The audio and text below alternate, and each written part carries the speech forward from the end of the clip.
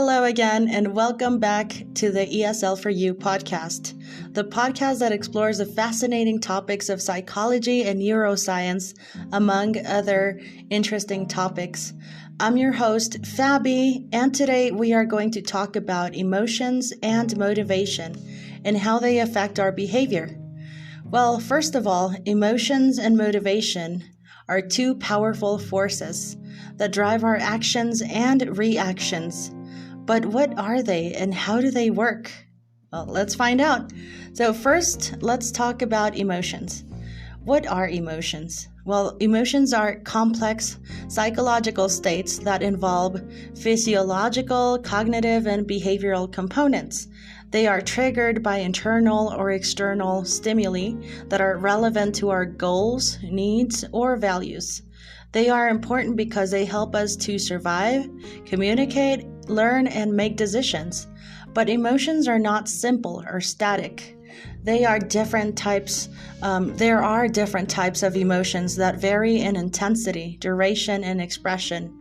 One way to classify emotions is by their valence, positive or negative. Positive emotions are pleasant feelings that make us happy, such as joy, love, or gratitude.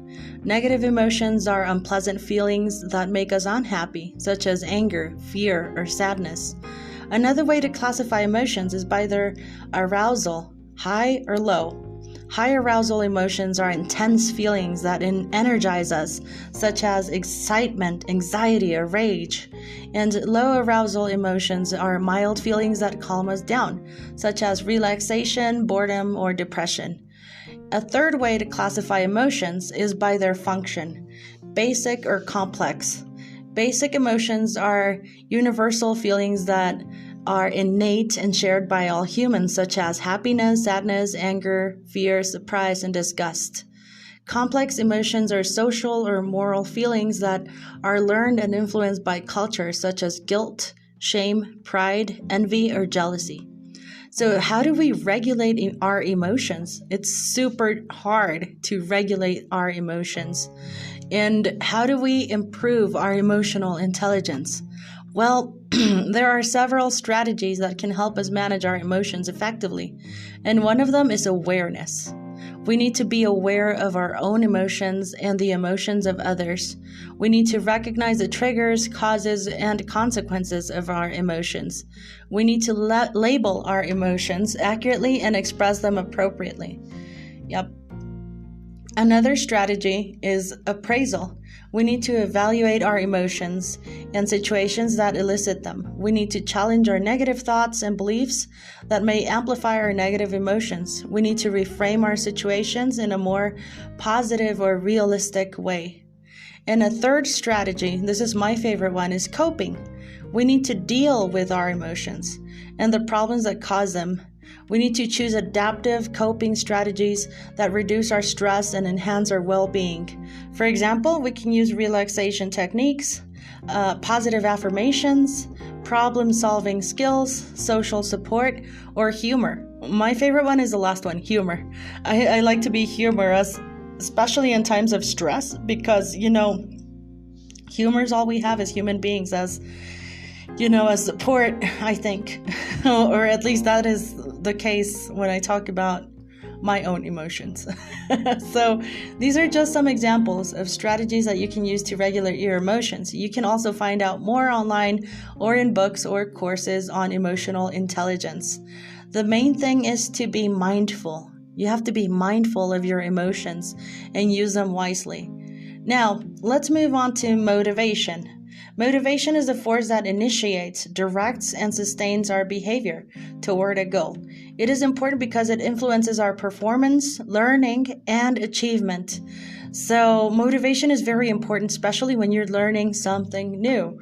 So if you have a teacher who does not encourage you, who does not motivate you or inspire you, look for a different teacher. It doesn't really matter what you're learning, but who you're learning it from. That is the honest truth, people. Your teacher has to be a motivator.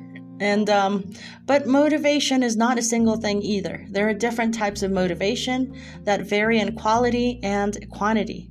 One way to classify motivation is by its source. Intrinsic or extrinsic? Intrinsic motivation is the motivation that comes from within ourselves, that comes from inside us. It is based in our interest, curiosity, or enjoyment of the activity itself. And extrinsic motivation is a motivation that comes from outside ourselves. It is based on external rewards or punishments that are contingent on the activity. Another way to classify motivation is by its orientation, mastery, or performance. Mastery motivation is the motivation to learn new skills or knowledge for its own sake. It is based on our desire to improve ourselves or master a challenge. And performance motivation is a motivation to demonstrate our skills or knowledge to others. It is based on our desire to impress others or avoid failure. All right, and a third way to classify motivation is by its regulation, autonomous or controlled. Autonomous motivation is a motivation that is self-determined and aligned with our values and goals. It is based on our sense of choice and volition. Controlled motivation, on the other hand, is the motivation that is imposed by external or internal pressures. It is based on our sense of obligation or guilt. So remember that there are only two ways in which we can motivate someone else, or even how we can motivate ourselves, is by avoiding pain or gaining pleasure. It's up to you. It's up to you. For example, why do you work? Do you work to make money so that you can avoid pain? You can avoid losing your car, losing your house, losing everything you own, or being poor?